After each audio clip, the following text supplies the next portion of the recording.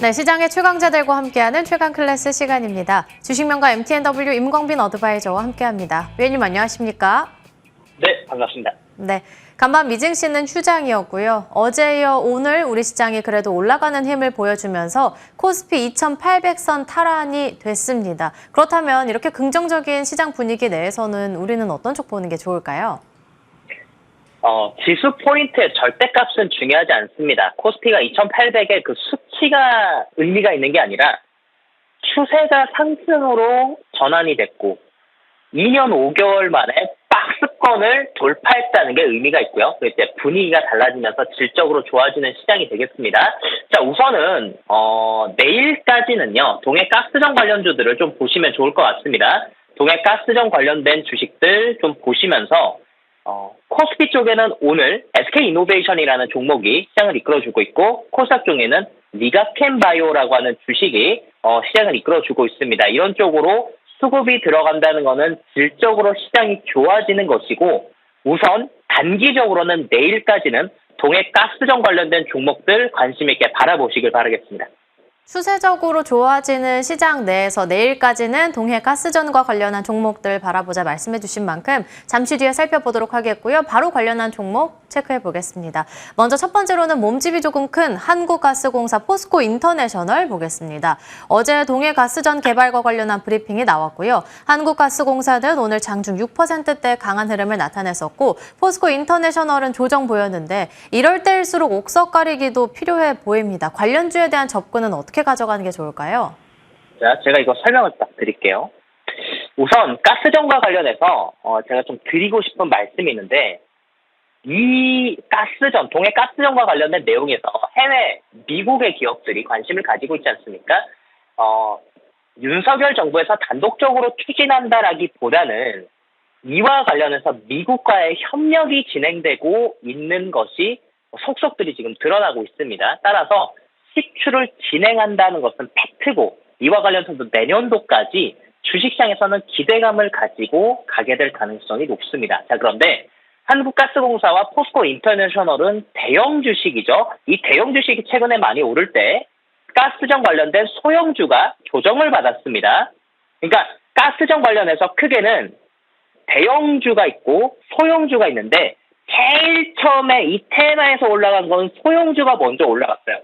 소형주 올라갈 때 대형주가 못 갔죠? 근데 소형주가 조정받으니까 대형주가 올라갔습니다. 자, 그리고 지금은 어떤 상황이냐? 다시 대형주가 많이 올라가니까 주춤할 때 소형주가 다시 올라가는 그런 형태가 되겠습니다.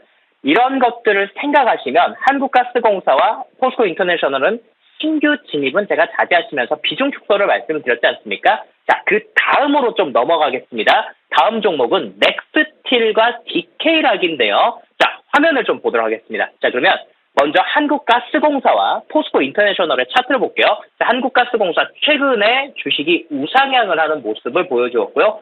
포스코 인터내셔널은 우상향 하다가 최근에 이렇게 꺾였습니다. 단기 과열 예고 공시가 나오면서 꺾였는데 오늘 보니까 넥스틸 어제 상가 가면서 오늘 추가적으로 갭상승이 나왔고요.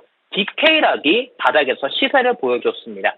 모두 다 동해가스정 관련된 주식으로 움직이긴 하지만 시장의 수급이 대형주와 소형주의 차이점을 두고 움직인다는 것을 알 수가 있죠. 따라서 지금은 시장에서 가스정 관련된 주식을 접근하신다고 한다면 대형주 쪽보다는 제일 처음에 이 가스정 관련해서 6월 초에 대통령이 브리핑을 했었을 때 올라갔었던 소형 주식들 있지 않습니까? 뭐 예를 들면 넥스틸이나 디케이락 쪽은 이제 시세가 나왔기 때문에 접근하기는 좀 부담스러울 수 있지만 동양철관 같은 기업들이나 화성밸브 같은 기업들이나 또는 시세가 나다가 아직 시세가 완벽하게 낮다고 보기는 어려운 영일만, 항만 쪽에 확장 공사 관련된 코롱 글로벌 같은 기업들은 내일까지는 움직일 수 있습니다. 왜냐하면 내일 다시 한 번 더 이제 해외 쪽에 로드쇼를 하겠다고 이야기를 했고 또 동해 가스정과 관련된 내용으로 전략 회의가 있기 때문에 금요일날 전략 회의 전까지는 주시장에서 분명히 기대감을 가질 수 있습니다. 따라서 시세가 난 종목들보다는 시세가 나지 않은 쪽의 주식들을 관심을 가지시는 전략, 손익비를 좀 생각하는 전략을 말씀드리겠습니다. 동해가스전 관련한 대형 소형주들 비교해 주셨고 다음 종목 간략하게 보고 공략주로 넘어가 보겠습니다. SK이노베이션. 오랜 기다림 끝에 오늘 장중 급등하는 흐름 나타냈고요. 우선주는 장중 상한가입니다. 이제 바닥 짚고 올라가는 걸까요? 맞습니다. 이제 바닥 짚고 올라가는 겁니다. 그러니까 오늘 합병과 관련된 뉴스들이 있기는 했습니다만 사실 이제 그거보다는 코스피가 2,800포인트, 어제 이제 2,780 넘어가면서 2년 5개월 만에 박스권을 돌파하고 올라가고 나서 시장에 질 좋은 종목들의 수급이 들어오고 있는 부분을 여러분들께서 보시면 좋을 것 같고요. 코스피 쪽에는 SK이노베이션이 오늘 이제 대장 주식이고 코스닥에는 리자켄바이오라고 하는 바이오 기업이 대장주가 되겠습니다. 지수를 이끌 수 있을 만한 주도주가 되겠죠. 이런 주도주 쪽으로 외국인 기관 투자자들 수급이 들어온다는 것은 시장을 긍정적으로 바라볼 수 있는 측면이 되겠고요. SK이노베이션 바닥을 찍었고 그 관련해서 SK이노베이션 우선주도 오늘 시세가 좋다는 부분 확인하시면서 시장의 질이 좋아지고 있구나. 시장의 질이 좋아지게 되면 추세를 만들 수 있고 조정을 받아도 조정권에서 바로 쉽게 또 빠른 반등이 나올 수 있는 시장으로 변모하고 있다. 시장을 이제 긍정적으로 볼 수 있는 측면이 되겠다는 말씀을 드리겠습니다. 오늘 공략주도 동해가스전과 관련한 공략주네요. 네, 맞습니다. 제가 어제는 음식료 관련된 기업으로 샘표식품을 말씀을 드렸죠. 샘표식품이 오늘 이제 급등이 나왔는데요. 샘표식품은 올라갈 때 매도를 하시면 되겠습니다. 자, 내일 동해가스전 전략 회의가 있는데 이와 관련해서 소형 가스관 관련된 주식을 다시 바라보시면 좋겠습니다. 화면 보겠습니다. 자, 화성밸브가 급등을 하고 나서요. 네, 급등하고 나서 오늘 이제 9거래일째 이제 10거래일째 이제 조정을 받게 됩니다. 오늘까지 이제 조정을 받게 되면 내일 한 차례 시세를 보여줄 가능성이 있다는 말씀을 드리겠습니다. 8,800원 부근대 매수하시면 좋을 것 같고 1차 목표가는 9,800원 수준. 네, 9,800원. 다음으로 한 번 더 올라가면 1,500원권까지도 한번 시세를 기대할 수 있을 것 같습니다. 올라가면 매도하셔야 됩니다. 선저는 8,000원 말씀드리면서 오늘은 제가 이제 무방이 두 번 있습니다. 오후장 2시 무방이 있고 오늘 저녁에 10시도 무방이 있는데요.